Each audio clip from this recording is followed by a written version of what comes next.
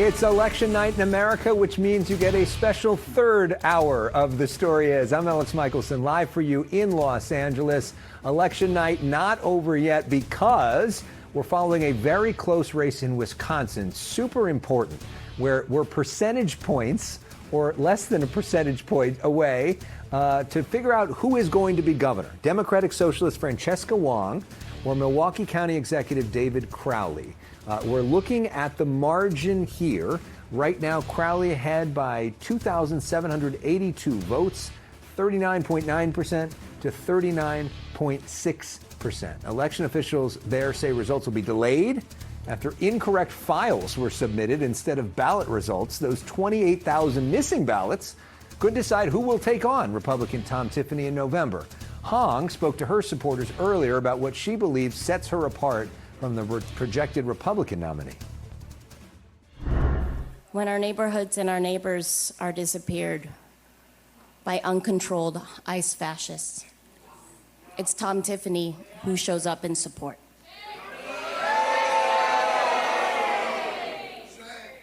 And while he's doing that, we are fighting for hope.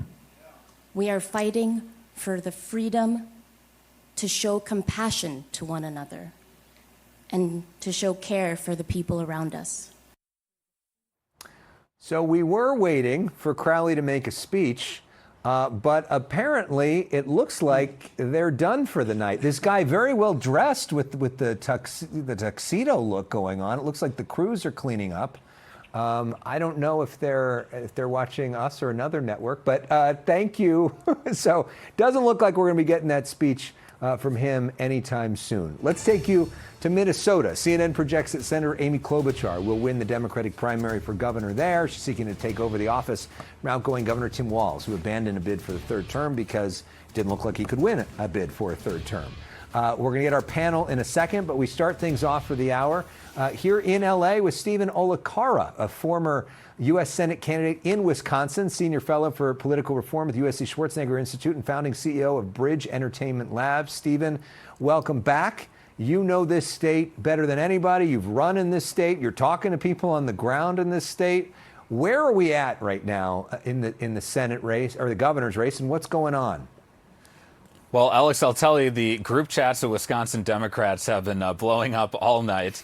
And I remember a particular moment about 3-4 hours ago where a friend of mine and we were looking at the returns in Madison, which is Francesca Hong's core area of support, and she was underperforming there. So that was the first sign that this night was going to be longer than you would expect.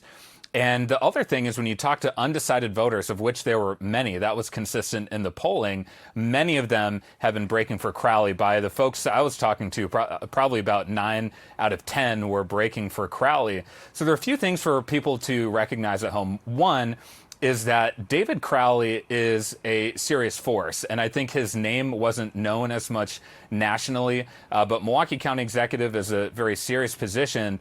And if you look at some of the reporting from the Journal-Sentinel, the state's paper that reporters like Zachary Suri had been reporting on, David Crowley had achieved some major wins, particularly around reducing homelessness in the state. And I think that ties to something that Wisconsin's very proud of, which is a progressive tradition of achieving results. And so I think that, along with a number of other factors, obviously Tony Evers, the governor, endorsing him, and David Crowley having a strong message, has led to the undecideds breaking for him. And simultaneously, Francesca Hong, who you have to give her credit. This is still an amazing showing that she's having tonight. Obviously, politics is an expectations game. But Francesca Hong really built a following around not only progressive issues, but specifically taking on these AI data centers, and that really helped to propel her campaign. But some of the late-breaking voters, I think, were concerned about her ability to perform in the general election and her a preview of the general election that happened over the last 2 weeks, as she did a lot of national interviews and some of her past problem tweets during so-called Woke One came back to haunt her. So things can still go either way, but I think Crowley, as we look at these remaining ballots from Milwaukee, probably has an edge. And some of those, of course, were things like, defund the police, tax the rich, but then also not very pro-Thanksgiving or Valentine's Day or July 4th. So we see the David Crowley headquarters. They're taking the sign down there, so it doesn't look like he's going to give a victory speech tonight. If he does in the morning, and would you say that right now it looks like the most likely outcome on this is that he wins this thing? What's the message for him potentially going into the general election, and how close a race could this be in November?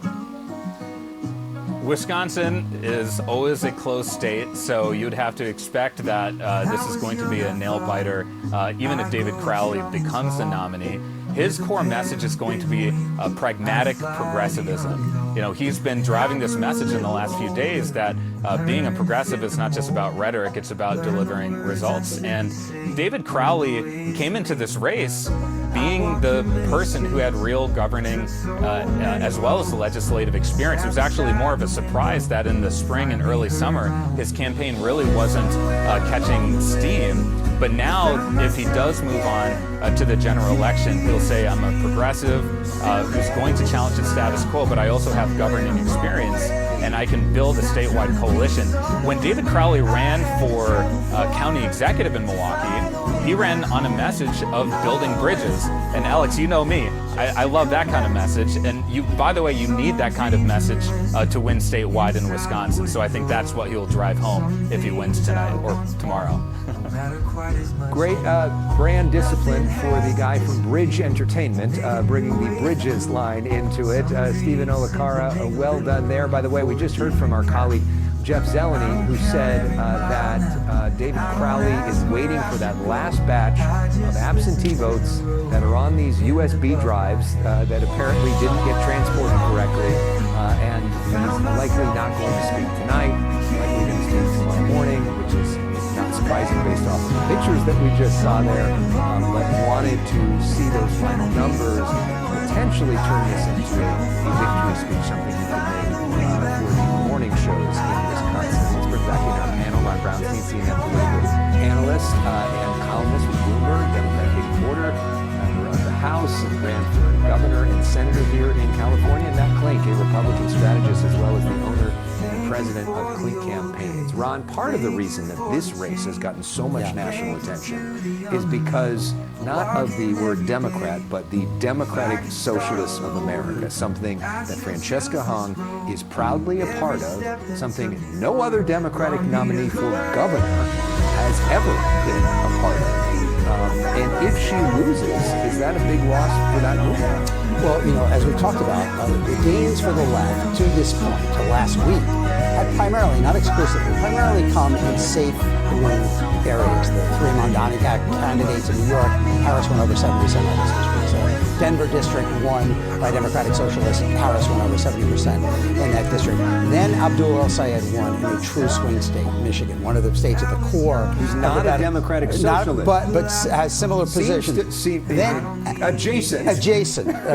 But that is important. And then that here he just says I'm a capitalist. Totally. And then this time you have the actual, you know, someone who identifies as a Democratic Socialist, potentially the Democratic nominee, in a state where, as your last guest noted, a great night for the Democrats is when they win by 25,000 votes. Right? It is a very competitive state at the heart of presidential politics, and again, where you have not only kind of the symbolic implications of whether someone like that can win, the practical implications. If Democrats lose this seat to Tom Diffany, there's going to be complications in 2028 in certifying, in all likelihood, given the way that he responded to the 2020 election. So the reason why this election, I think, has gotten so much attention, just as Michigan, was because it showed this democratic, this progressive wave to the point of socialism extending outside, breaking beyond the boundaries where it had been contained and moving into places where Democrats have to win in November. And Congressmember, a lot of people think of California as so far left or so far blue,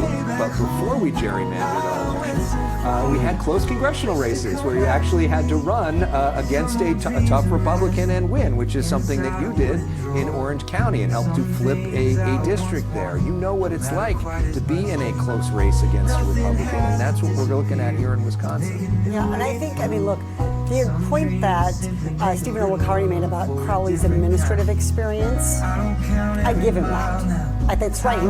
He's had experience governing. That's great. He's running for governor. What he hasn't had experience with is the entire multi-bajillion-dollar Republican right-wing machine sort of coming at you, and that is a force to feel. You know what that feels and like. I know what that feels like, and he doesn't. Now, to be fair, neither does Francesca Hong. Both of She's got a taste of that. She had a little taste of it. She's gotten a few appearances on Fox News in the last week, just a few. That's right. Yeah. And so I think both of them, in some ways, to me, what's sort of, as a Democrat, most disappointing about this election is this is what we've got. Two relatively untested, relatively,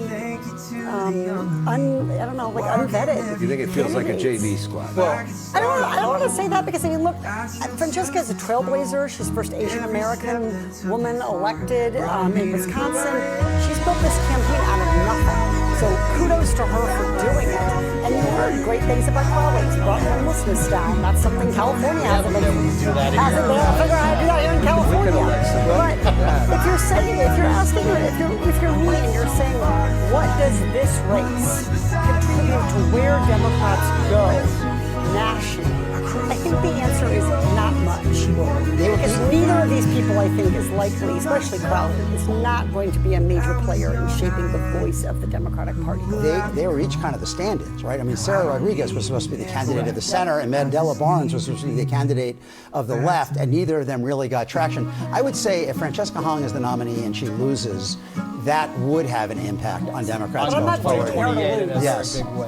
I still think. What would that message be? No, look, I think it's the same thing with El Sayed. I mean, you know, the left is going to come out of the 28 primary season with a certain amount of momentum, but the story could change depending upon the results in the general election. You saw again here, there are a lot of Democratic voters who are worried about electability. Hard to get back to the White House without winning Michigan, Pennsylvania, and Wisconsin for Democrats. If El Sayed doesn't win in November, and if Hong is the nominee and she doesn't win in November, I think that really changes the interpretation of this going into 28 for whoever will be the champion of the left, whether it's AOC or someone Because else. progressives, Matt, have so often felt like they've been boxed out of the general Yes. election, Well, sometimes by rigged elections. They were claimed by the Democratic 2016 and National Committee. 2020. And so they haven't got that shot because and so now you're getting your shot in Michigan, and you may be getting your shot in Wisconsin. Here it is. Put up or shut up. They've said, give us the chance, give me the ball, coach. I'm ready to I can only prove electability if I'm on the ballot. allowed to be on the ballot. And now they have their opportunity in Michigan. I think it's going to be probably a closer race than it would have been if the other candidate had won. And look, I think that if Hong wins, that's $3.6 million from the Republican Governors Association spent to put her in that seat. They want to run against her. She's a much easier target. Crowley may be a progressive, but he will run as a more conventional Democrat, and that will create some problems, but it'll still be a really close race. And Crowley would likely make almost no national headlines, right? This becomes more of a local race, whereas Francesca Hong becomes more of a national story, a big test of the Democratic Socialists of America. But let me say, Francesca's policies, similar to Abdul, that Abdul al-Sayed ran on, are very popular things.